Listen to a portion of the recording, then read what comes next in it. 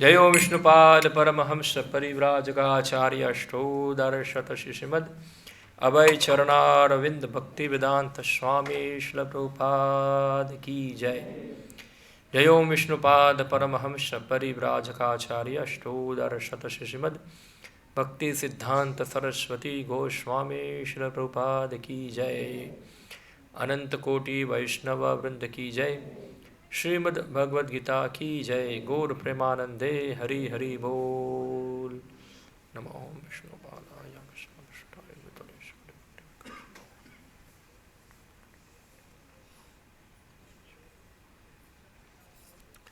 हरे कृष्ण।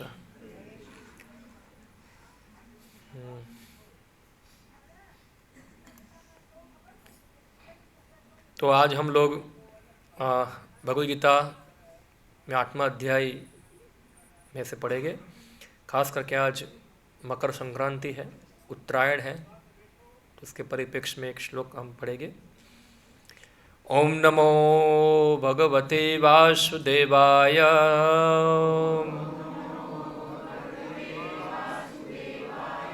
ओम नमो भगवते वासुदेवाय।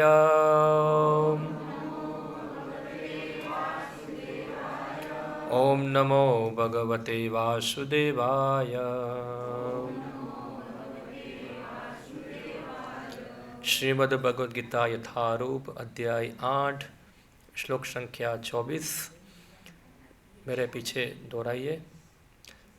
अग्नि ज्योति अह शुक्लः षट्मासः उत्तर अयनम तत्र प्रयाताः गच्छन्ति ब्रह्म ब्रह्मविदः जनाः। अग्निर्ज्योतिरः शुक्लः षण्मासा उत्तरायणम् तत्र प्रयाता गच्छन्ति ब्रह्म ब्रह्मविदो जनाः। अग्निर्ज्योतिरः शुक्लः षण्मासा उत्तरायणम् तत्र प्रयाता गच्छन्ति ब्रह्म ब्रह्मविदो जनाः। अग्निर्ज्योतिरः शुक्लः षण्मासा उत्तरायणम् तत्र प्रयाता गच्छन्ति ब्रह्म ब्रह्मविदो जनाः। अग्निः अग्नि, ज्योति प्रकाश, अह दिन, शुक्लः शुक्ल पक्ष, षट्मासाः 6 महीने, उत्तर अयनम जब सूर्य उत्तर दिशा की ओर रहता है, तत्र वहाँ, प्रयाताः मरने वाले, गच्छन्ति जाते हैं, ब्रह्म ब्रह्म को, ब्रह्मविदः ब्रह्मज्ञानी, जनाः लोग। अनुवाद एवं तात्पर्य कृष्ण कृपा मूर्ति अभय चरणारविंद भक्ति वेदांत स्वामी श्रील प्रभुपाद जी के द्वारा। जो लोग जो परम ब्रह्म के ज्ञाता है, वे अग्निदेव के प्रभाव में, प्रकाश में, दिन के शुभ लक्षण में, शुक्ल पक्ष में या जब सूर्य उत्तरायण में रहता है, उन 6 मासों में इस संसार से शरीर त्याग करने पर उस परम ब्रह्म को प्राप्त करते हैं। तात्पर्य, जब अग्नि, प्रकाश, दिन तथा पक्ष का उल्लेख रहता है तो यह समझना चाहिए कि इन सबों के अधिष्ठाता देव होते हैं, जो आत्मा की यात्रा की व्यवस्था करते हैं। मृत्यु के समय मन मनुष्य को नवीन जीवन मार्ग पर ले जाता है।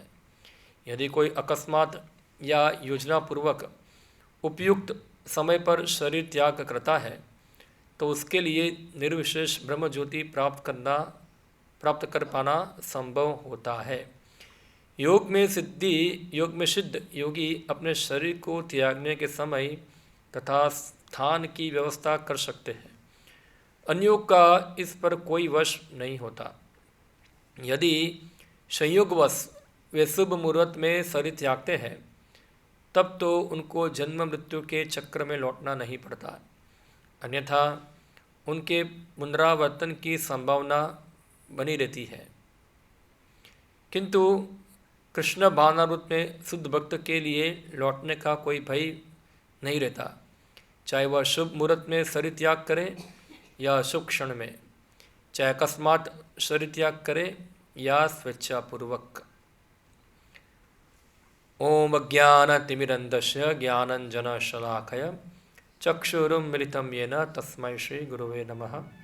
श्रीचैतन्यमनोभीष्टं स्थापितं येन भूतले स्वयं रूपः कदा मह्यं ददाति स्वपदान्तिकं।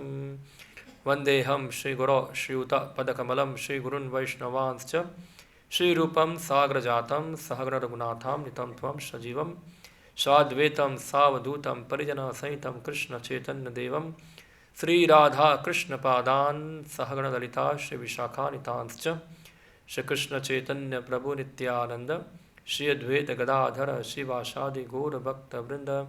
हरे कृष्णा कृष्णा कृष्णा हरे हरे, हरे राम राम राम हरे हरे। हरे कृष्णा। तो ये श्लोक जो है भगवद गीता का 8वां अध्याय में आता है।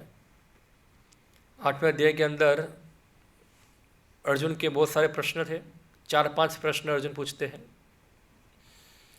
उसमें एक प्रश्न ये होता है कि कौन से समय के अंदर शरीर को छोड़ना चाहिए, एक प्रश्न ये, और किस प्रकार से भगवान का स्मरण करना चाहिए। तो ये प्रश्न है, अच्छा प्रश्न है। सामान्य रूप से कोई व्यक्ति ऐसा प्रश्न करता नहीं, किसी को पड़ी हुई नहीं है क्या होगा, मगर ये अर्जुन का प्रश्न था। हाँ, कैसे शरीर को त्याग करना है, कौन से समय में त्याग करना है और क्या गति होती है उससे, तो ये सब वर्णन जो है वो ये अध्याय में भगवान विस्तार से बताते हैं। इससे पहले के श्लोक के अंदर ही भगवान कुछ बताए हैं। हाँ, हम थोड़ा देखते हैं इसके बारे में। तो बताए, यत्र काले त्वना निवृत्तिम आवृत्तिम चैव योगिनः प्रयाता यान्ति तम कालम वक्ष्यामि भरतर्षभ। हे भरत श्रेष्ठ, अब मैं तुम्हें उन विभिन्न कालों को बतलाऊंगा जिनमें इन संसार से प्रयाण करने के बाद योगी पुनः आता है अथवा नहीं आता। अभी यहाँ जो बात हो रही है वह है योगियों की। किसकी बात हो रही है? योगियों की। हम जब योगी शब्द सुनते हैं तो हमको एक कसरत वाला याद आते हैं ना, जो सब हुआ करते हैं।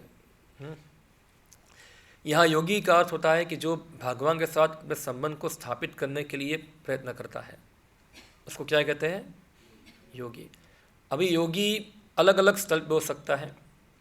कोई कर्मयोगी होता है, कोई ज्ञान योगी होता है, कोई अष्टांग योगी होता है और कोई भक्ति योगी होता है। तो अलग अलग प्रकार के योगी हैं। और हम देखते हैं गीता के अंदर भगवान कृष्ण बताते हैं सभी प्रकार की योगी में श्रेष्ठ योगी कौन है? योगी नाम अपि सर्वेशाम मत गते अंतर आत्मनः श्रद्धावान भजते यो माम शमे युक्ततमा मतः। सभी प्रकार के योगियों में श्रेष्ठ योगी भक्ति योगी है। तो यहाँ जो खास करके जो लोग भक्त नहीं है, जो भक्ति योग के स्थल को प्राप्त नहीं किया है, अन्य योग के स्थल पे है, कर्मयोग, ज्ञान योग या तो अष्टांग योग के ऊपर, जो पूरी तरह से भगवान के भक्त नहीं बने हैं, ऐसे योगियों की यहाँ बात हो रही है। जैसे कि यहाँ तात्पर्य में श्री प्रभुपाद जी बताते हैं, परमेश्वर के अनन्य पूर्ण शरणागत भक्तों को इसकी चिंता नहीं करनी रहती कि वे कब और किस तरह शरीर को त्यागेंगे।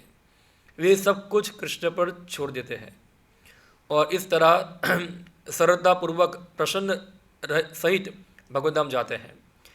किंतु जो अनन्य भक्त नहीं है, यानी जो भगवान के शुद्ध भक्त नहीं है और कर्म योग, ज्ञान योग तथा हठ योग जैसी आत्मा साक्षात्कार की विधियों पर आश्रित रहते हैं, उन्हें उपयुक्त समय में शरीर त्यागना होता है, जिससे वे आश्वस्त हो सके कि इस जन्म मृत्यु वाले संसार में उनको लौटना होगा या नहीं। यदि योगी सिद्ध होता है तो वह इस शरीर से, इस जगत से शरीर छोड़ने का समय तथा स्थान चुन सकता है। किंतु यदि वह इतना पटु नहीं होता तो उसकी सफलता उसके अचानक शरीर त्याग के संयोग पर निर्भर रहती है। भगवान ने अगले श्लोक में ऐसे उचित अवसरों का वर्णन किया है कि कब मरने से कोई वापस नहीं आता। आचार्य बलदेव विद्याभूषण के अनुसार यहाँ पर संस्कृत के काल शब्द का प्रयोग काल के अधिष्ठाता देव के लिए हुआ है। बहुत अच्छा स्पष्ट यहाँ बताया है। जो भगवान के शुद्ध भक्त है उनको ये सब विचार करने की आवश्यकता नहीं है कि मैं कब शरीर छोड़ूँ कब शरीर ना छोड़ूँ, क्योंकि वो भगवान कृष्ण के ऊपर क्या है, निर्भर है। मगर जो भक्त नहीं है, जो अन्य योगों का आश्रय लिए हुए हैं, कर्म योग, ज्ञान योग, अष्टांग योग, तो इन लोगों को समय चुनना होता है और स्थान भी चुनना होता है। दोनों उनको प्रसन्न करने होते हैं जिससे वो लोग वापस इस जगत में ना आए। तो खास करके अष्टांग योगी जो है, हाँ, क्योंकि कर्म योग में प्रगति करने से व्यक्ति धीरे धीरे ज्ञान योगी बनेगा और ज्ञान योगी में प्रगति करने से क्या बनेगा, वो अष्टांग योगी। और अष्टांग योग के अंदर शरीर छोड़ने को सीखना होता है। इसे छोड़ना होता है तो वो टेक्निकल विषय है पूरा ये, और आज के युग में ये संभव नहीं है। पहले लोग करते थे। हमारे शरीर के अंदर 5 प्रकार के वायु होते हैं, हाँ, जो शरीर को चलाते हैं। आप देखो हमारा शरीर के अंदर ब्लड घूमता है पूरा, वो इसका कारण क्या है, हवा ही है। वो हृदय हमारा हवा के कारण क्या होता है, पंपिंग होता है, तो हवा से सब नस के अंदर धक्का लगता है। जैसे आप देखो, जैसे पाइप होता है, पाइप में से पानी जाता है ना, तो ये पाइप ही, ये सब छोटी छोटी पाइप है, उसमें से क्या जाता है, सब ये ब्लड जाता है। कुछ ब्लड जाता है, कुछ ब्लड वापस आता है। कुछ पाइप है जो ब्लड को हार्ट से ले जाती है, कुछ पाइप जो है वो वापस हार्ट तक लेके आती है। ऐसे कितनी सारी नसें हैं हमारे हृदय के अंदर, हमारे शरीर के अंदर, जो सब जगह पे क्या पहुंचाती है, ब्लड को पहुंचाती है। और ब्लड को पहुंचाने का काम कौन करता है, वो वायु करते हैं। अलग अलग वायु अलग अलग प्रकार के उसके कार्य होते हैं। हम मल त्याग करते हैं, मूत्र त्याग करते हैं, उसके लिए भी वायु जिम्मेदार है। हाँ, उसके प्रेशर से ही क्या होता है, व्यक्ति मल मूत्र त्याग कर पाएगा।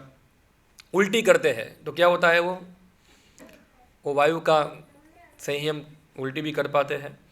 हम आँख खोलते हैं, इसका कारण क्या है, वो वायु का कारण ही हम क्या करते हैं, वो आँख को खोल पाते हैं। अगर शरीर के अंदर वायु का भ्रमण डिस्टर्ब होता है तो शरीर में क्या होता है, पेन होना चालू हो जाता है, दर्द होना। आयुर्वेद के अनुसार अगर शरीर में कुछ पेन है तो उसका कारण क्या है, वायु का भ्रमण ठीक से हो रहा नहीं है, एयर सर्कुलेशन डिस्टर्ब हो चुका है शरीर का। इसकी कोई ट्रीटमेंट होती है, वो करने से फिर से एयर सर्कुलेशन सीधा हो जाता है। तो ये वायु जो है, हमारे शरीर में 5 प्रकार के वायु भ्रमण करते हैं, जो 5 मुख्य वायु है। और अलग अलग वायु की अलग अलग स्थान है। जैसे यहाँ से लेकर नाभि तक होता है, एक वायु का स्थान है। नाभि से लेकर यहाँ छाती तक दूसरे वायु का स्थान है। छाती से लेकर गले तक दूसरे वायु का स्थान है। गले से लेकर यहाँ तक दूसरे वायु का स्थान है। यहाँ से यहाँ तक अन्य वायु का स्थान है। ये अलग अलग वायु का भ्रमण होता है। और जो अष्टांग योगी जो है वो धीरे धीरे अपने वायुओं को कंट्रोल करना सीखता है। हाँ, वायु की गति ऐसे घूमता है सब शरीर के अंदर, वो वायु की गति को नियंत्रित करना होता है।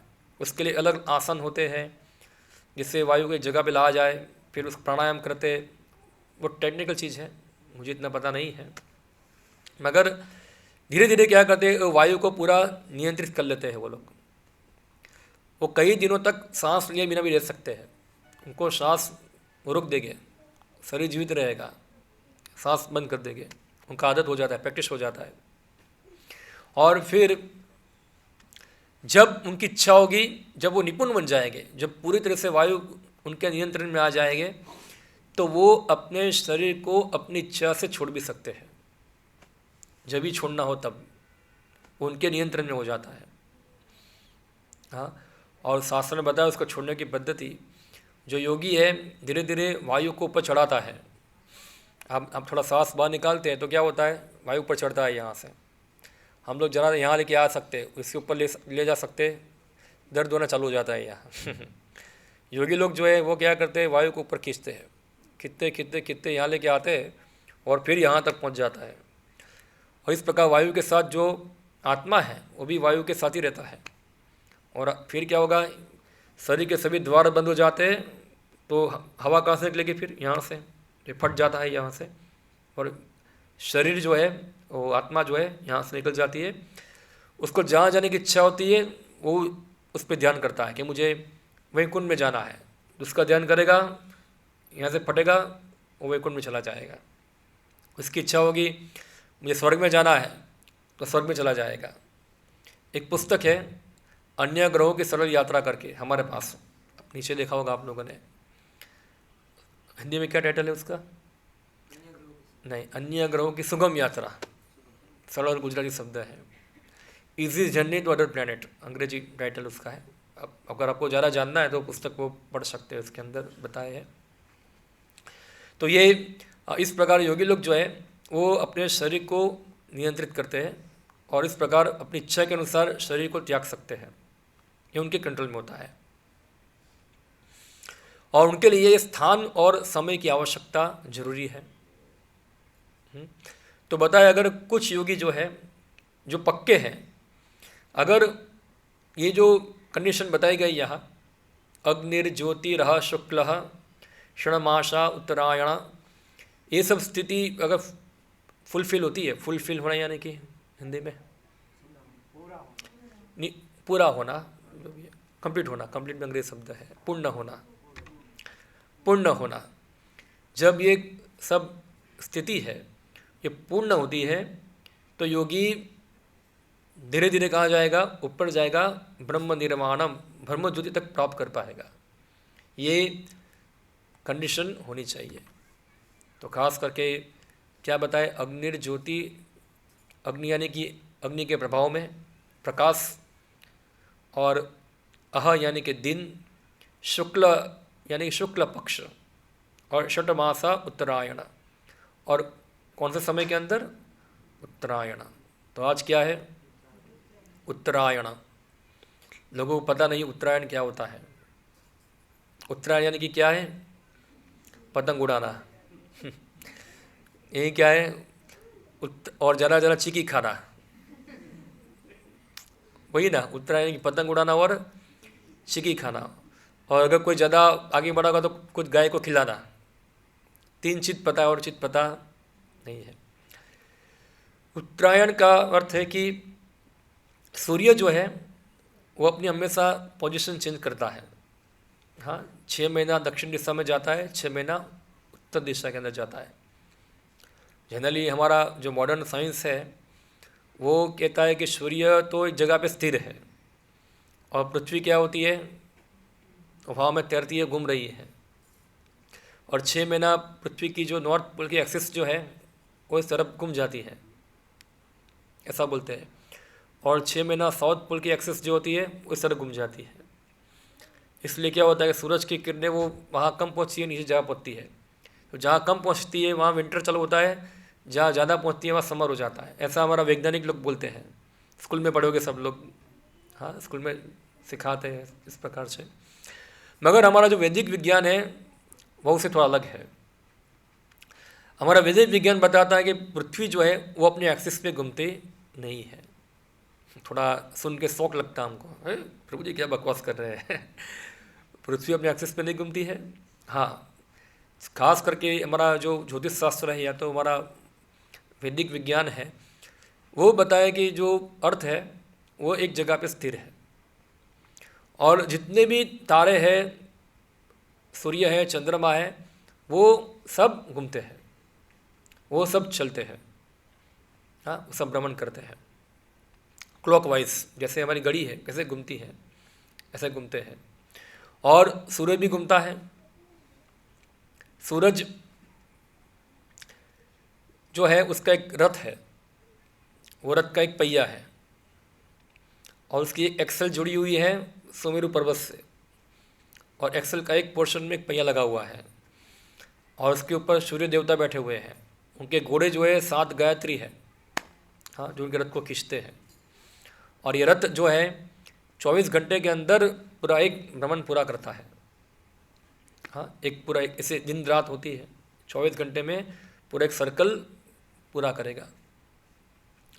तो जनरली सूर्य के रथों का एक ऊपरी एक्सल जो है वो ध्रुवलोक से जुड़ी होती है। ध्रुवलोक जो है ये ऊपर का एक लोक है। ध्रुव तारा आपने देखा होगा, नहीं देखा है? सुबह जल्दी उठ के देखो, दिख जाएगा। कहाँ दिखेगा आपको? सप्तऋषि हो गया ना आपको, देखते सप्तऋषि पता है कि नहीं पता है?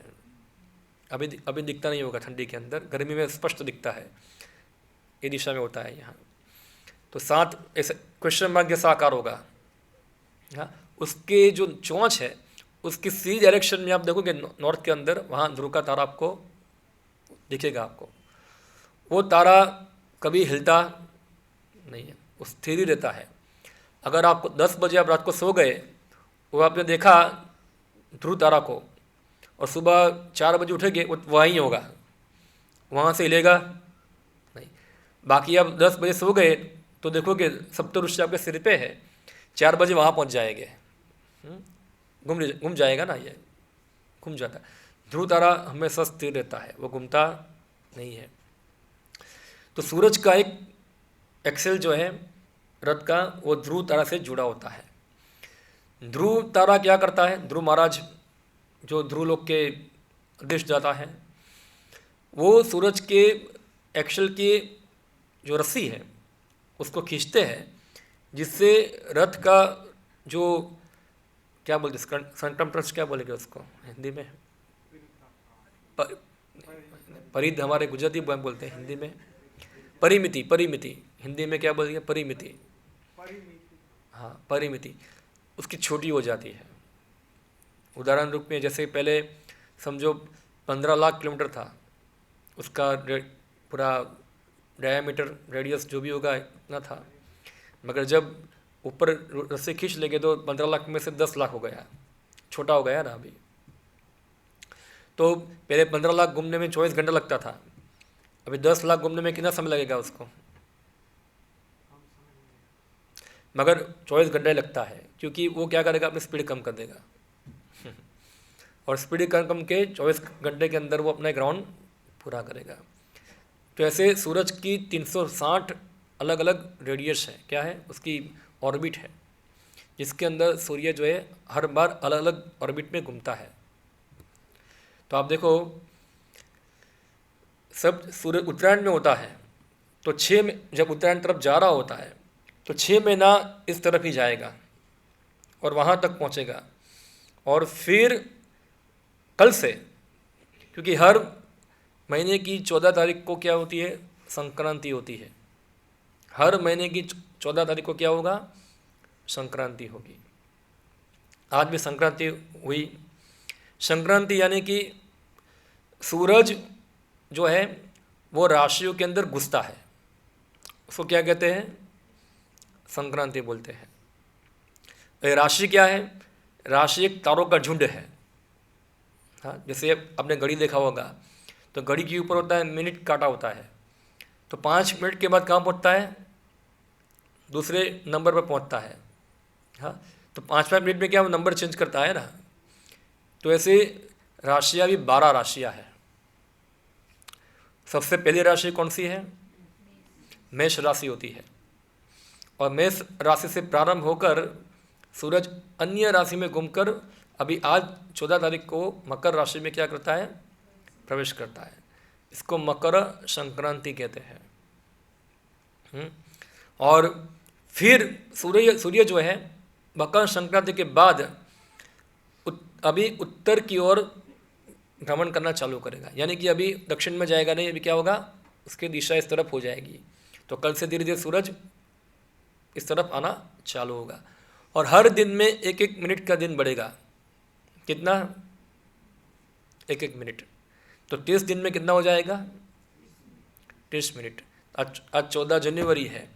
14 फरवरी को आप देखोगे तो आधा घंटा का फेरफार आपको देखने को मिलेगा। थोड़ा आधा घंटा का आपको चेंज देखने को, कि अभी रात, अभी देखो 6:45 बजे या 6:30 बजे अंधेरा हो जाता है। आप देखोगे 6:30 बजे अंधेरा होगा नहीं, उजला रहेगा, प्रकाश रहेगा, तो दिन थोड़ा बढ़ जाएगा और रात धीरे धीरे कम हो जाएगी। तो इस तरफ सूरज आगे बढ़ता है। तो जो राशि है उसमें सूरज 12 महीनों में सब राशि में घूमता है, सभी राशि में भ्रमण करता है। तो पहली राशि क्या है? मेष राशि है। तो जब सूरज पहली राशि में भ्रमण करता है, यानी पहली राशि में आता है, वो सूरज का 1 साल कंप्लीट हुआ भ्रमण करना। यानी कि मेष राशि में जब सूर्य प्रवेश करता है वो क्या होगा? New year. क्या होगा? नया साल। हम लोग न्यू ईयर कब मनाते हैं? अंग्रेज लोग होंगे तो काम कब मनाएंगे? 1 जनवरी में मनाएंगे। मगर न्यू ईयर कब होगा? तो 14 मेष राशि कब आती है? मेष राशि कौन से महीने में आती है? अभी जनवरी में मकर राशि है। इसके बाद कौन सी आई? मेष, वृषभ नहीं,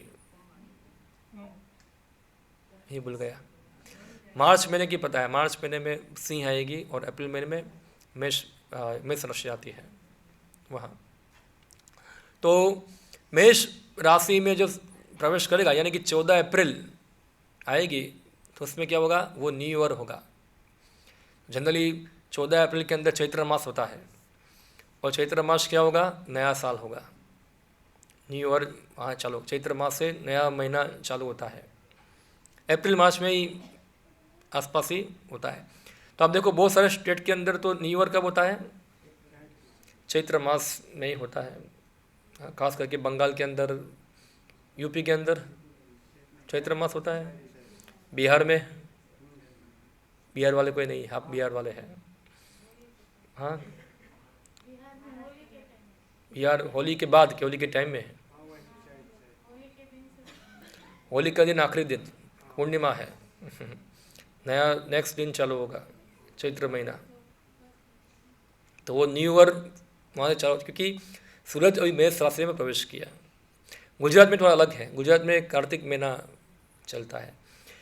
एक्चुअली ये कार्तिक जो न्यू ईयर है वास्तव में, क्योंकि गुजरात के अंदर ज़्यादा पॉपुलेशन जो है उसमें ज़्यादा वैश्य लोग रहते हैं, व्यापारी लोग रहते हैं।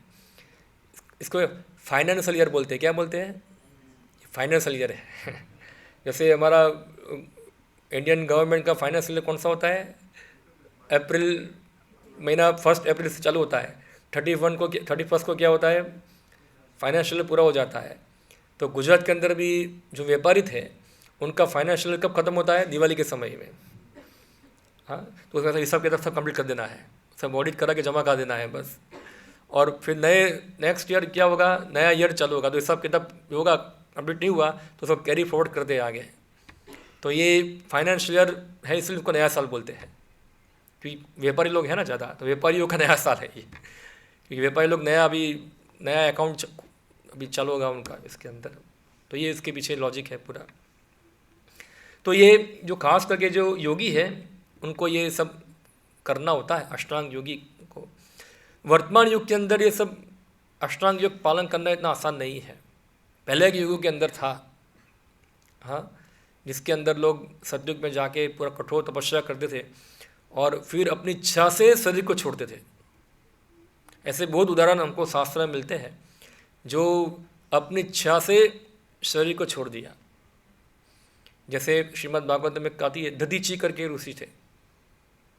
हाँ, तो क्या हुआ, देवताओं को एक राक्षस ने परेशान किया था, उसका नाम था वृत्रासुर। तो बाद में सब बताए कि वृत्रासुर कब मरेगा, जब दधीची की हड्डी से क्या बनेगा, इंद्र का वज्र बनेगा,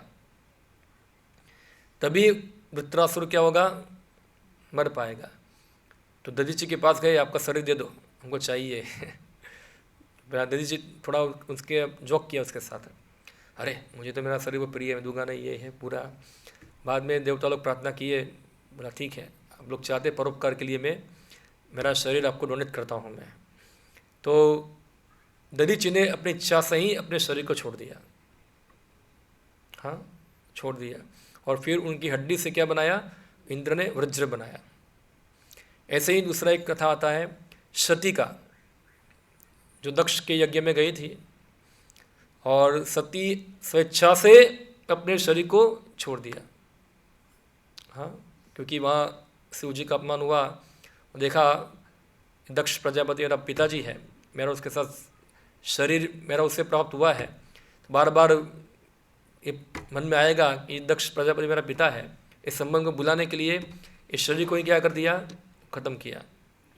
तो उसने भी क्या किया, ऐसे ही अष्टांग योग के द्वारा अपने शरीर को पूरा भस्म कर दिया। ऐसे एक बहुत उदाहरण है, पृथु महाराज कर आते हैं, इस अगणित उदाहरण मिलते हैं हमको शास्त्र में, जो अपनी इच्छा से ये अष्टांग योग के द्वारा अपने शरीर को छोड़ते हैं और उनको जहाँ जाना होता है वो इच्छा करते हैं तो वहाँ चले जाते हैं। हाँ, तो जो भक्त हैं उनको ये सब चिंता करने की आवश्यकता होती नहीं है, क्योंकि भक्त लोग जो है भगवान के ऊपर निर्भर हैं, भगवान की सेवा करते हैं, मगर योगियों को ये सब देखना होता है। अभी देखो इसके नेक्स्ट श्लोक के अंदर भगवान बताते हैं, जो लोग स्वेच्छा से शरीर नहीं छोड़ पाते उनका क्या होता है। तो धूमो रात्रि सता कृष्ण षण्मास दक्षिणायनम तत्र चांद्रमसम ज्योतिर्योगी प्राप्त निर्वर्तते।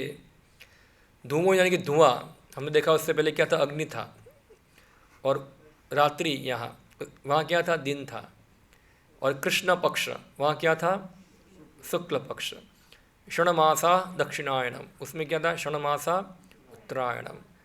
तत्र चांद्रमसम, यहाँ क्या था, हाँ प्रयाता ब्रह्म, यहाँ चंद्रमासम। ज्योतिर्योगी प्राप्त निवर्तते, जो योगी धुएं रात्रि कृष्ण पक्ष में या सूर्य के दक्षिणायन रहने के 6 महीने में दिवंगत होता है, वह चंद्रलोक को जाता है, किंतु वहाँ से वे पुनः पृथ्वी पर चला आता है। अभी देखो ये जो लोग हैं, ये लोग मैच्योर योगी नहीं हैं। ये लोग में क्या है, थोड़ा योग भी है और थोड़ा भोग भी है। क्या है, दोनों का मिश्रण है। वो अभी भौतिक इच्छाओं से मुक्त हुए नहीं, ऐसे योगी है योग। तो जो लोग भौतिक इच्छाओं से मुक्त नहीं होते हैं, हाँ, तो उन लोगों को कहाँ जाते हैं, वो चंद्रलोक के ऊपर। गीता के अंदर भगवान बताते हैं, तो चंद्रलोक यानी कि स्वर्ग का एक ग्रह है और उसको प्राप्त करने की अलग अलग पद्धति है। हाँ, तो कोई व्यक्ति योग के द्वारा चंद्रलोक प्राप्त करेगा, कोई यज्ञ के द्वारा, पुण्य कर्मों के द्वारा, कोई दान के द्वारा, अलग अलग पद्धति द्वारा वो अधिकार प्राप्त करता है चंद्रलोक पे जाने का वहाँ। और चंद्रलोक में क्या है, ये पृथ्वी से ज़्यादा आयुष्य है।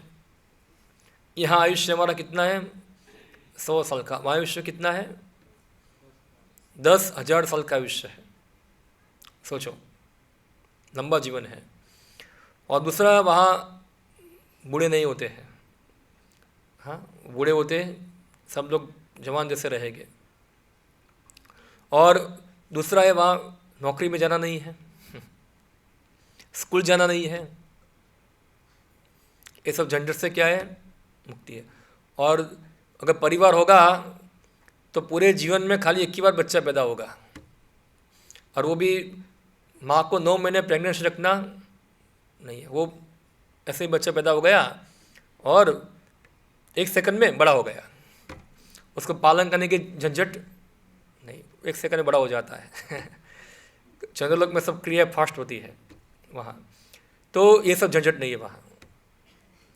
तो चंद्रलोक के अंदर खास करके जो लोग भौतिकवादी हैं, जो ये भौतिक जगत को भोगना चाहते हैं, उनके लिए सब व्यवस्था क्या कहाँ होती है? चंद्रलोक के ऊपर। और चंद्रलोक में खास करके उनके भोग को वर्धन करने के लिए क्या होता है वहाँ? सोम रस वो पीते हैं। हाँ, आप देखो वो सोम रस जो है वो चंद्रलोक के निवासियों को ताकत प्रदान करता है, शक्ति देता है। और हम देखते हैं कि चंद्रमा का जो प्रकाश है वो सोम रस का ही क्या होता है? प्रकाश। ऐसा पुराणों में बताते हैं कि चंद्रमा सूर्य जो है सभी लोगों के शरीर में से पानी को चूसता है। सभी लोगों से, हमारे शरीर से भी क्या निकलता है? पानी निकलता है। कब तक? तो प्रतिपद यानी कि पूर्णिमा के नेक्स्ट दिन, अमावस्या के नेक्स्ट दिन, तब से लेकर पूर्णिमा तक क्या होता है? वो पानी खींचता है। वो सब पानी कहाँ जाता है? बाप बनकर चंद्रलोक में जाता है वहाँ। इससे कारण क्या होगा? चंद्रलोक का जो आप देखो पोर्शन जो है वो वाइट वाला, वो क्या होता है? धीरे धीरे बढ़ता है। इसमें चंद्रमा के अंदर सोमरस इकट्ठा होता है। जैसे कि वो क्या बोलते हैं इसका, बम्बल बी, मधुमक्खी, हाँ, वो क्या करती है? सब फूलों से रस को चुन चुन कर क्या करती है? एक जगह भी इकट्ठा करती है। तो ये सब पानी जो चूस चूस के हमसे निकालते हैं सूर्य, वो कहाँ जाके इकट्ठा होता है? वो चंद्रलोक के ऊपर जाके उससे क्या बनता है? वो चंद्रमा सोमरस से भरपूर हो जाता है। फिर चंद्रमा देवताओं को बुलाते हैं, आओ इसको पियो। और सब देवता क्या करते? उसको पीते हैं। थोड़ा बच जाता है, वो पितरों को देते, तुम पी जाओ। वो लोग पी लेते हैं। तो आप देखो, खाली अभी जो चंद्रमा, जब पूर्णिमा होती है चंद्रमा की, वो प्रकाश जो है जमीन के ऊपर गिरता है, और जितने भी वनस्पति है, फल फ्रूट है, उसके भी गिरता है, वो प्रकाश के कारण उसमें क्या आता है? शक्ति आता है। तो जो साग भाजी है उसकी पोषण जो मिलता है, उसका कारण क्या है? चंद्रमा का प्रकाश है। वो प्रकाश गिरने से उसके अंदर क्या आता है? शक्ति आता है। सोचो, खाली प्रकाश गिरने शक्ति आ जाएगा सोमरस का, जो सोमरस पिएगी उसके अंदर शक्ति आएगा। हाँ, खाली हम देखते हैं सब सब्जी वब्जी खाते हैं, उससे क्या होता है? हमको शक्ति मिलता है। खाली सोमरस का प्रकाश ही है तो ये, हाँ, वो तो सोमरस पीते हैं वहाँ चंद्रलोक के ऊपर, तो उनको ज़्यादा शक्ति मिलती है। तो ये लोग वहाँ सोमरस पीते हैं और इस प्रकार 10,000 साल तक जीवित रहते हैं। मगर क्या होता है कि वहाँ से वापस यहाँ आना होता है।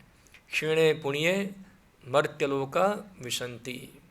जैसे पुण्य खत्म हुआ, आपको बोला जाएगा वापस जामनगर जाइए। बोलेगा जामनगर कहाँ जाऊँ? पहले मेरा घर था पटेल कॉलोनी, वहाँ जाऊँ? पटेल कॉलोनी जाना है? तुम्हारा पुण्य कितना है? वो पुण्य तुमने भोग लिया, अभी पाप बचा है। एक काम करो, पटेल कॉलोनी के अंदर शरीर नंबर 1 के अंदर कुत्ता बन जाओ।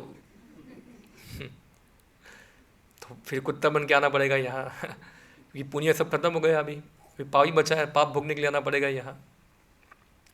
तो यहाँ वहाँ से भी आना, यहाँ इधर आना होता है। जो लोग कर्मकांडी हैं, कर्मकांडी यानी कि खास करके जो लोग पुण्य कर्मों को अर्जित करना चाहते हैं, वो लोग आप देखो, खास करके आज के दिन ये सब कर्मकांडी एक्टिव हो जाएंगे। कैसे एक्टिव होते हैं वो लोग? ओए कृष्णा, वो माता जी ऐसे नीचे देख के आ रहे हैं, सीधा देखते नहीं है।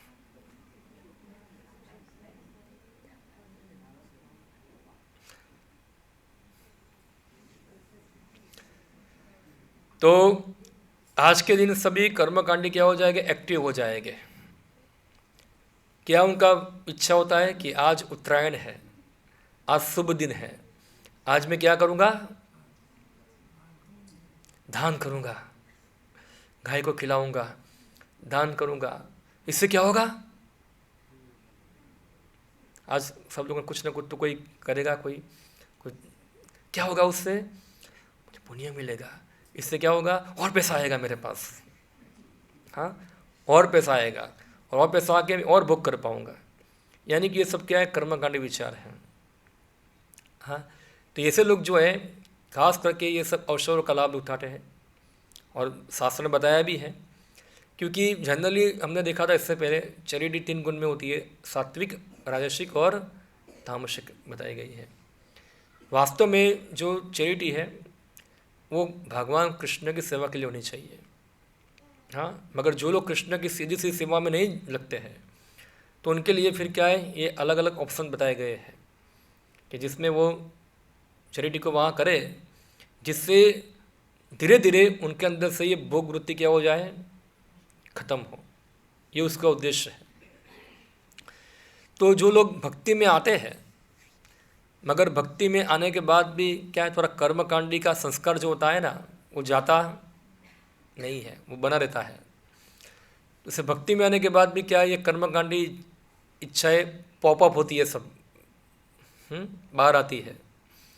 तो हम कई बार देखते भी हैं, कोई भक्त होगा, भक्ति कर रहा है, सत्संग में आ रहा है, यहाँ बोलेगा एक काम करता हूँ, भगवान कृष्ण के लिए आज कुछ दूंगा नहीं, कल दूंगा, ऐसा उत्तरायण में दूंगा, एकादशी में दूंगा, जन्माष्टमी में दूंगा। क्यों ये सब डेट क्यों पसंद किया उसने, आज क्यों नहीं, आज के दिन क्यों नहीं, नहीं उस दिन क्या होगा, ज़्यादा पुण्य मिलेगा। वो क्या है, कैलकुलेशन करते हैं कि ये दिन में क्या होगा, ज़्यादा पुण्य मिलेगा। उनका कैलकुलेशन नहीं है कि भगवान क्या चाहते हैं। अभी भगवान सेवा का मतलब क्या है, सेवा हम करना चाहते, सेवा तो कभी भी कर सकते हैं ना। ऐसा नहीं कि जन्माष्टमी के दिन सेवा करूँगा, बाकी दिन सेवा नहीं करूँगा, बाकी दिन आराम करूँगा मैं। तो ये तो शुद्ध भक्ति नहीं है। शुद्ध भक्ति का मतलब क्या है कि भगवान की सेवा के लिए किसी प्रकार की कंडीशन होनी चाहिए नहीं, कि जन्माष्टमी के दिन ही भगवान आपको फल दूंगा, फूल दूंगा, कुछ 1 रुपया दूंगा, ऐसा है, बाकी दिन पुण्य कब मिलता है, ऐसे दूंगा नहीं आपको। यानी कि वो व्यक्ति को भगवान से लगाव नहीं है। लगाव किससे, उससे अपने पुण्य कर्मों से लगाव है, उसको भगवान से लगाव नहीं है, इसलिए वो भक्त नहीं है। ठीक है, भगवान मानता है मगर शुद्ध भक्त नहीं है, वो शुद्ध भक्त नहीं है। इसलिए बहुत सारे लोग होते हैं जो ऐसे चैरिटेबल होते हैं मगर भगवान से लगाव नहीं है, इसलिए भगवान को प्रिय नहीं है वो। आप देखो ऐसे शास्त्र में से बहुत उदाहरण मिलते हैं। कर्ण का उदाहरण देखें हम, तो कर्ण क्या था, बहुत दान देता था, जो भी आए उनको चैरिटी करता था, इवन अपना कवच कुंडल भी काट के दे दिया, मगर वो भगवान को इतना प्रिय नहीं था। क्यों प्रिय नहीं था? सब इतना चैरिटी करने के बाद भी तो भगवान को प्रिय होना चाहिए ना, भगवान को प्रिय नहीं था। क्यों? क्योंकि पांडवों से द्वेष करता था ना, पांडव उनके भाई हैं, उससे द्वेष करता था और भगवान का भक्त नहीं था, ऊपर से वैष्णव का अपमान कर रहा था। तो ये दोष के कारण इतना दानी होने के बाद भी कर्ण भगवान का प्रिय नहीं बना। हाँ, तो ये, और ऐसा ही एक उदाहरण मिलता है एकलव्य का, नाम सुना होगा आप लोगों ने, जो द्रोणाचार्य का पुतला बनाकर क्या किया, शस्त्र विद्या सीखा। अब द्रोणाचार्य को जब पता चला तो उसने क्या मांगा, तुम्हारा अंगूठा काट के दे दो, तो उसने अंगूठा काट के दे दिया। तो एकलव्य ने अंगूठा काट के दिया, उसमें गुरु भक्ति नहीं थी, उसके अंदर क्या था, प्रतिष्ठा था। क्या था कि मैं क्या हूँ, बहुत चैरिटेबल हूँ, मैं अपना अंगूठा काट के दे दूँगा। तो गुरु भक्ति का भाव नहीं था उसके अंदर। क्या भाव था, अपना मिथ्या अहंकार का भावना था कि मैं दे रहा हूँ तुमको, हाँ मैं तुमको अंगूठा काट के दे रहा हूँ। तो जो ये गुरु से नेचुरल आसक्ति के कारण उसने काटा नहीं है अंगूठा, हाँ, क्योंकि अब दिखाने के लिए कि मैं क्या हूँ, देखो कितना मैं गुरु की सेवा करता हूँ, देखो इससे मेरा पेपर में नाम आ जाए पूरा। तो ये एक सूक्ष्म विचार है, यहाँ हम देखते हैं। इसीलिए एकलव्य द्रोणाचार्य को प्रिय नहीं था, भले अंगूठा काट के दे दिया उसने। उसको कौन प्रिय था, अर्जुन प्रिय था। क्यों? क्योंकि अर्जुन के अंदर गुरु के प्रति निष्ठा थी, उसके प्रति लगाव था, उसको कुछ नहीं था। वो अहंकारवश गुरु को स्वीकार किया था, उसके अंदर शिवा भावना नहीं था। तो ये एक सूक्ष्म विचार है जिसमें शास्त्र बताते हैं। इसलिए अगर भक्ति के अंदर भी हमारे अंदर ये कर्मकांड का बीज रहता है तो हम शुद्ध भक्ति को प्राप्त कर पाएंगे नहीं प्राप्त कर पाएंगे। हमको ये कर्मकांड के बीज को निकालना होगा।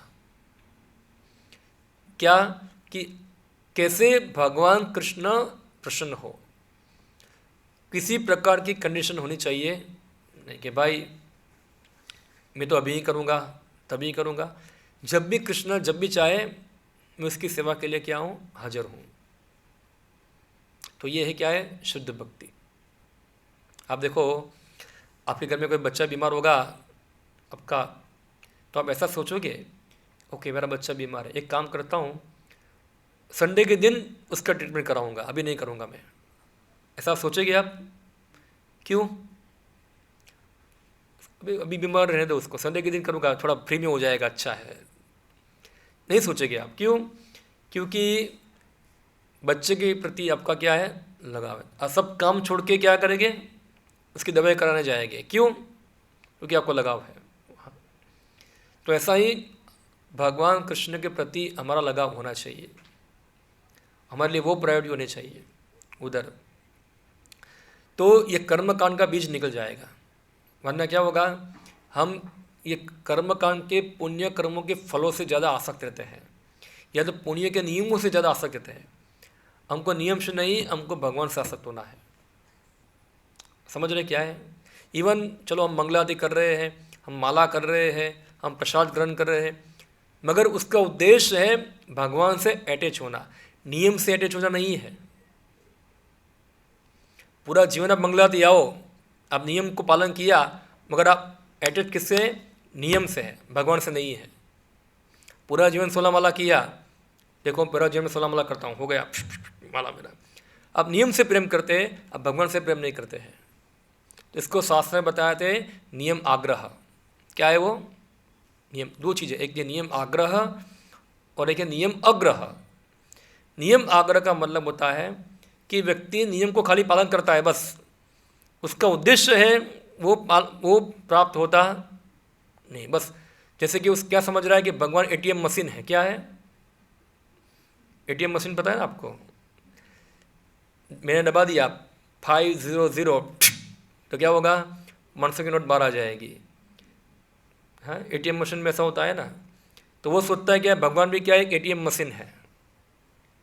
हाँ, मैं अपना नियम कुछ पालन किया, अभी भगवान को वो नियम के अनुसार मुझे कुछ करना पड़ेगा, मेरे लिए कुछ करना पड़ेगा। यानी कि भगवान एक व्यक्ति है ऐसा वो मानते नहीं है। खासकर से ऐसे व्यक्ति जो होते हैं वो भगवान को निर्विशेषवादी मानते हैं।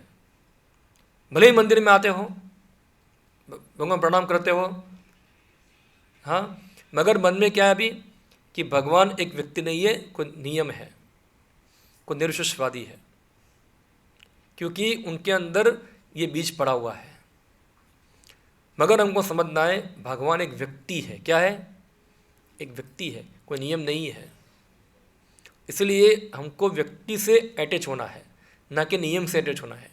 नियम किस लिए बनाए हुए हैं?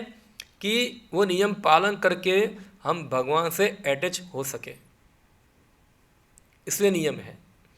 जो ऑलरेडी भगवान से अटैच है उनके लिए फिर वो नियम होते हैं। आप देखो अर्जुन जो है, अर्जुन को ऐसा नियम नहीं कि अर्जुन बोलेगा हे कृष्ण ठहरो, मैं मेरा माला करता हूँ 16 माला,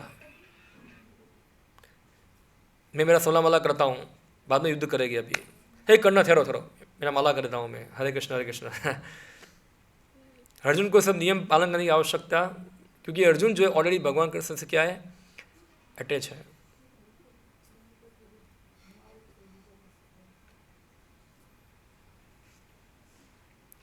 तो ये हमको समझना है, एक है नियम अग्रह और एक क्या है, नियम आग्रह। तो कर्म कांड जो है वो भक्ति के अंदर क्या है, बहुत बड़ा अवरोध है, बाधा है शुद्ध भक्ति के अंदर। मैं ऐसा नहीं बोलता हूँ कि पुण्य कर्म करना बंद कर देना चाहिए, पाप करने से तो अच्छा है, हाँ, मगर उससे भी अच्छा क्या है, भगवान कृष्ण का शुद्ध भक्त बनना। बहुत सारे लोग गाय की सेवा करते हैं, गाय को घास डालते हैं, सब करते हैं, ठीक है, अच्छा है, मगर उनका मानना है कि खाली गाय को घास डालने से सब कुछ हो जाएगा, तो गलत है। जनरली जो भक्त है वो भी गाय को घास डालता है, मगर उसके पीछे भावना क्या है, क्योंकि गाय को खिलाने से भगवान प्रसन्न हो गए, ये है, ना कि गाय को डालने से मेरा नौकरी हो जाएगा, मेरा ये हो जाएगा, वो हो जाएगा, फलाना ढिकना, ये सब उद्देश्य होता नहीं है, क्योंकि इससे भगवान प्रसन्न हो गया। कई बार लिखते हैं, वो दुकान में लिखते हैं, કૂતરાને ચણ નાખવાથી ફલાણું થાય છે, માછલીને क्या लिखते हैं पूरा एक दुकान के ऊपर लिखा होता है, कई बार आप देखा आप लोगों ने, કૂતરાને દુશ્મનો નાશ થાય છે, માછલીને ખવડાવવાથી રોકાયેલા पैसा પાછા આવી જાય છે, पूरा लिस्ट लिखा होता है। तो ये सब क्या है, ये सब भौतिक विचार है। क्या है? भौतिक विचार है। हमको आध्यात्मिक जीवन में आगे बढ़ना है, हाँ, और आध्यात्मिक जीवन के लिए ये कर्मकांड विचार हमको त्यागना होगा, त्यागना होगा। तो ऐसा नहीं कि खाली उत्तरायण के अंदर प्रत्येक दिन हमको भगवान की सेवा के लिए तैयार रहना चाहिए। ठीक है, वार त्यौहार के अंदर जो ज़्यादा लोग फेस्टिवल होते हैं वो उन लोगों के लिए है जो लोग भगवान की सेवा बिल्कुल नहीं करते हैं, उनके लिए क्या एक स्टार्टअप होता है, ये एक शुरुआत है उनके लिए। मगर जो लोग नियमित रूप से भगवान की सेवा कर रहे हैं उनके लिए तो क्या है, रोजी भगवान का, रोजी उत्तरायण है, रोजी दिवाली है, रोजी जन्माष्टमी है, रोजी सब एक ही है, कुछ नया नहीं उनके लिए। हाँ, तो ये इसलिए ये कर्मकांड और ज्ञान कांड दोनों ही भक्ति के अंदर क्या है, अवरोध होता है। तो यहाँ नहीं बताया, देखो भागवत के तृतीय स्कंद में कपिल मुनि उल्लेख करते हैं कि जो लोग कर्मकांड तथा यज्ञ कांड में निपुण हैं वे मृत्यु होने पर चंद्रलोक को प्राप्त करते हैं। ये महान आत्माएं चंद्रलोक पर लगभग 10,000 वर्षों तक देवों की गणना के अनुसार रहती है और सोमरस का पान करते हुए जीवन का आनंद भुगती है। अंततो गत्वा वे पृथ्वी पर लौट आती है। इसका अर्थ यह हुआ कि चंद्रमा में उच्च श्रेणी के प्राणी रहते हैं, भले ही हम अपनी स्थूल इंद्रियों से उन्हें ना दिख ना सके। तो यहाँ बताए चंद्रलोक के ऊपर लोग रहते हैं। भारत का चंद्रयान जो था इसरो का, गया ऊपर जाके, कोई दिखा वो कैमरे में कुछ दिखा, तो क्या कुछ नहीं है वहाँ, कुछ नहीं है। तो जो कैमरा है उसकी कुछ क्षमता है। आप देखो हम जो देख रहे हैं उसका कारण क्या है, प्रकाश। प्रकाश नहीं होगा तो हम देख पाएंगे? कोई भी ऑब्जेक्ट के ऊपर कोई भी प्रकाश गिरता है उसका रिफ्लेक्शन क्या होता है, हमारी आँखों के ऊपर होता है। और इसी पर वो ऑब्जेक्ट के कलर है उसको महसूस कर पाते हैं, उसका साइज देख पाते, हम देख पाते सब कुछ। जैसे क्या बोलते हैं वो प्रकाश में 7 रंग होते हैं ना, विबग्योर क्या बोलते हैं, इसका मतलब क्या हुआ? विबग्योर का मतलब इंग्लिश, मुझे इंग्लिश पता नहीं। वायलेट का मतलब कौन सा कलर हुआ? बैगनी, जांबली फिर वायलेट, कौन सा कलर हुआ वो? पीला, ओके। फिर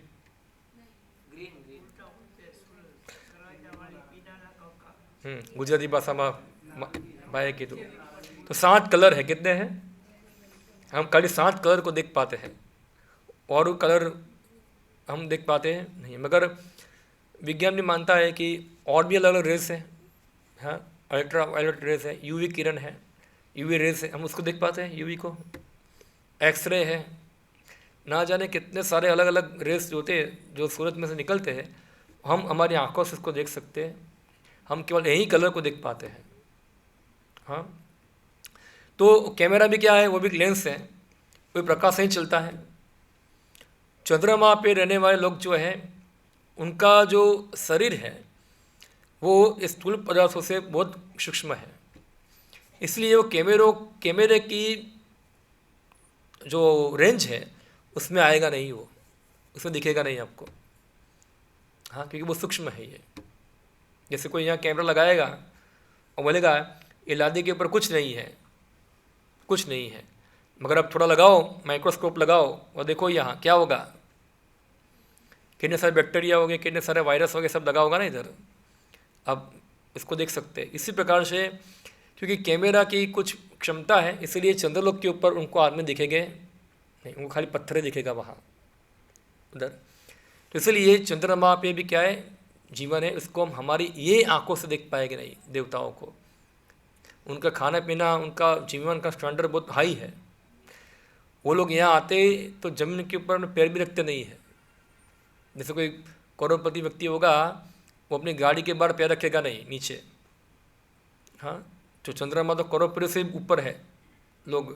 वो जब इधर आएंगे भी तो जमीन पे अपना पैर स्पर्श करते हैं, उनका पैरों जमीन से पैर उनका अंदर होगा। और वो खाते भी क्या है, सब सात्विक फूड खाते हैं, घी का खाते हैं, घी का बनाया हुआ सब पानी पूरी भेलपूरी नहीं खाते वो लोग। हाँ, उनका आहार पूरा सात्विक है। इसीलिए सात्विक आहार के कारण उनका शारीरिक गठन, उनका तेज बुद्धि सब क्या है, बहुत वर्धन है इसके कारण। तो ये वो लोग भोगते हैं, फिर यहाँ आते हैं नीचे। फिर भगवान बताते हैं, शुक्ल कृष्ण गति हेते जगत स्वासते मते एकया यात्यानुवृत्ति मन्य यावर्तते पुनः। वैदिक मत अनुसार इस संसार से प्रयाण करने के दो मार्ग हैं, एक प्रकाश का तथा दूसरा अंधकार का। जब मनुष्य प्रकाश के मार्ग से जाता है तो वापस नहीं आता, किंतु अंधकार के मार्ग से जाने वाला पुनः लौटकर आता है। तो देखो दो मार्ग है, भगवान ने बता दिए, एक उत्तरायण के मार्ग में जाएगा, एक दक्षिणायन के मार्ग में जाएगा। जो दक्षिणायन के मार्ग में जाएगा वो वापस आएगा, जो उत्तरायण के मार्ग से जाएगा वो क्रमशः ऊपर जाएगा। आप देखो भीष्म पितामह, उन्होंने समय पसंद किया कि वो उत्तरायण के बाद ही अपने शरीर को छोड़ेंगे। तब तक उन्होंने क्या किया, राह देखा। ऐसा महाभारत में बताते हैं। परंतु भीष्म पितामह क्या थे, भगवान के भक्त थे। उनको उत्तरायण दक्षिणायन की कुछ आवश्यकता नहीं थी, मगर वो राह देख रहे थे। इसके लिए कि कब पांडव लोग राजा बने, मुझे युधिष्ठिर महाराज को राजा के रूप में देखना है। इसलिए भीष्म पितामह को क्या था, इच्छा मृत्यु था ना उनको। तो उसके पिताजी ने उसको आशीर्वाद दिया था कि जब तुम इच्छा करोगे तभी तुम्हारी मृत्यु होगी। हाँ, तो अर्जुन ने तो उनके शरीर को विदीर्ण कर दिया पूरा, बाणों के सह पे लेट गए वहाँ, मगर उनकी मृत्यु नहीं हुई थी, वो जीवित थे, क्योंकि उन्होंने मरने की इच्छा की नहीं थी, वो जीवित रहे। उनकी इच्छा थी कि युधिष्ठिर महाराज राजा बने, मुझे उसको देखना है। हम देखते भागवतम के अंदर कि जब युधिष्ठिर महाराज राजा बने, भगवान कृष्ण ने बोला आप सब लोग सज धज के अपने सेना के साथ पितामह भीष्म को मिलने के लिए जाओ, वहाँ बैठे हुए उधर आपको देखना चाहते हैं। तो युधिष्ठिर महाराज, सब पांडव, भगवान कृष्ण, सब लोग कहाँ जाते हैं, भीष्म पितामह के पास जाते हैं और उनसे प्रार्थना करते हैं।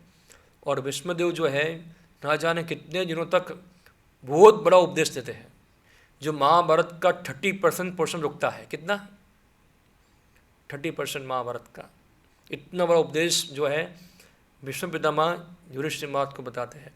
राज धर्म या फिर ये सब मोक्ष धर्म, इतना सारा चीज़ बताते हैं। रोज संवाद चलता है पूरा। वो आदमी कहाँ लेटा हुआ है, बाणों की छाया के ऊपर, और पूरे ऋषि मुनि सब कितने ब्रह्मांड से लोग सुनने के लिए उधर आए थे। उनका कितने सारे ऋषियों का नाम बताया, सब लोग उनसे सुनते थे।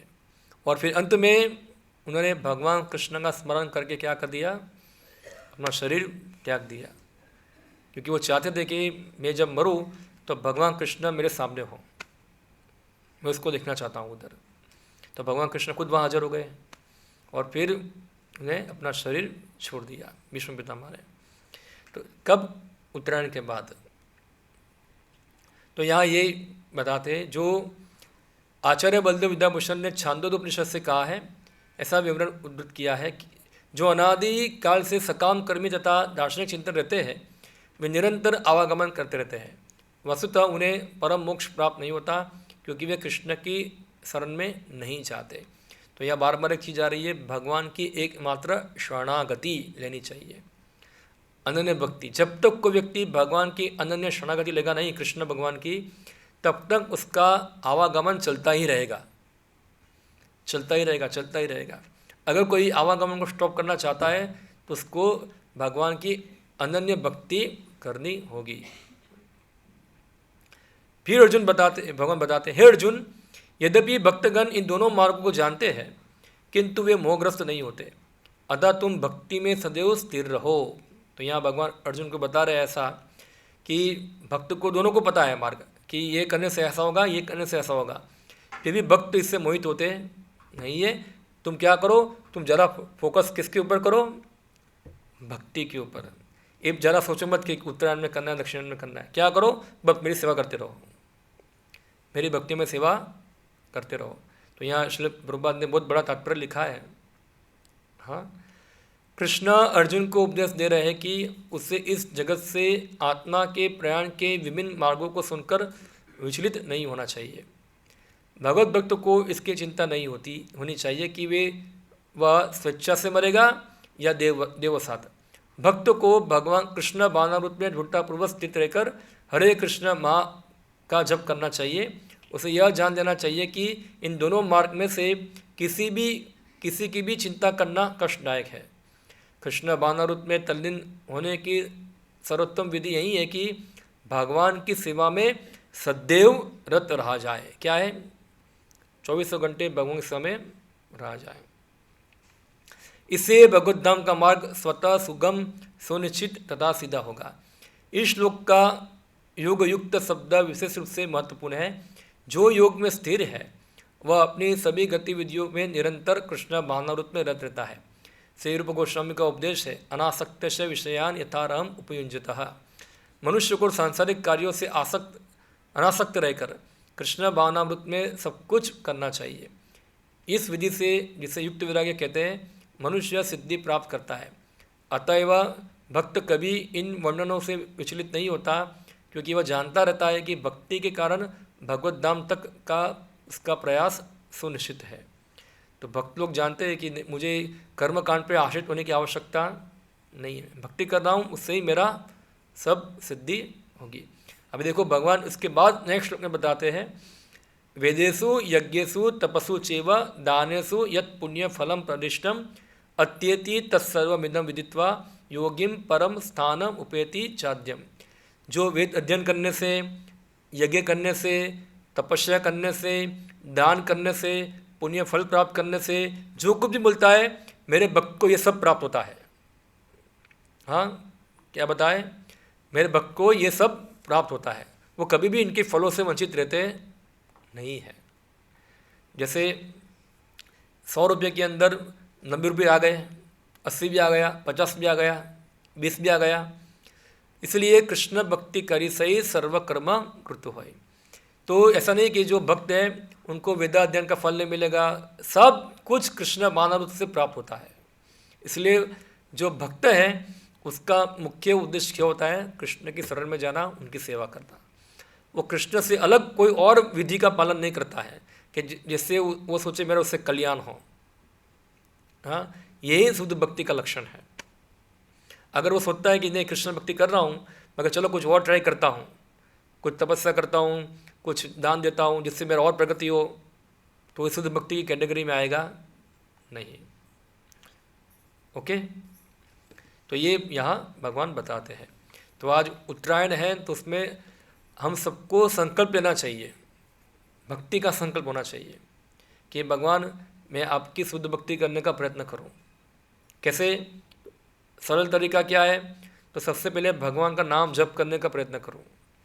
तो कम से कम रोज़ जो एक भी माला नहीं करते हैं उनको सोचना चाहिए कम से कम मैं एक माला करना प्रारंभ करूं डेली। और जो एक माला कर रहे हैं उनको अपनी माला और बढ़ानी चाहिए। आप में से कितने लोग हरे कृष्ण महामंत्र की माला करते हैं? बाकी लोग नहीं करते, कई तिलक करते हैं, आप माला नहीं करते हैं। अभी थोड़ा तिलक का फैशन हो गया है ना, अभी धीरे धीरे माला का फैशन भी आ जाएगा। तो तिलक के साथ साथ माला भी करनी चाहिए, ऐसा है। तो माला कीजिए और माला के साथ साथ ये गीता ही पढ़नी चाहिए। क्या है? ये पूरा पैकेज है। क्या है? पैकेज है। हाँ, ये सब साथ में आएगा तो काम करेगा। एक एक करेंगे तो काम होगा नहीं। तिलक भी करो, कंठी माला ही पहनो, माला भी करो और गीता ही पढ़ो, तो उसका दोष क्या होगा? कंप्लीट होगा। ये हमारा शरीर के अंदर इससे परिवर्तन आएगा उससे। वरना क्या, भक्ति एक फैशन बन जाएगा। भक्ति को फैशन मत बनाओ। हाँ, भक्ति क्या है? भगवान कृष्ण को प्रसन्न करने के लिए है। हाँ, उनकी प्रसन्नता के लिए होती है। तो उनकी प्रसन्नता के लिए हमको सब करना है।